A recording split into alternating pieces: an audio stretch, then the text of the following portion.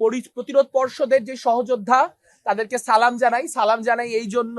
যে এই প্রতিকূল পরিস্থিতিতে যেখানে টাকার এইরকম খেলা, মাসেল পাওয়ারের এইরকম খেলা, আন্তর্জাতিক মিডিয়া দিয়ে মানুষজনকে প্রমোট করা হচ্ছে,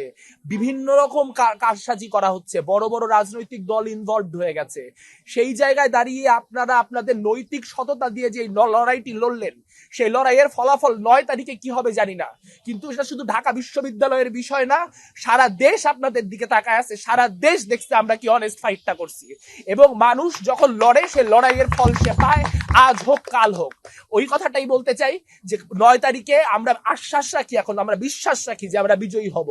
কিন্তু আমরা বিজয়ী হই, পরাজিত হই, আমরা বিশ্বাস করি যে আমরা যেরকম ছিলাম রাজপথে, আমরা ঠিক সেরকম ভাবে প্রতিরোধের শক্তি হয়ে রাজপথেই থাকবো। এবং যে ডাকসু যার দখলে যাক না কেন, রাজপথ যেমন হাসিনা আমলে আমাদের দখলে ছিল,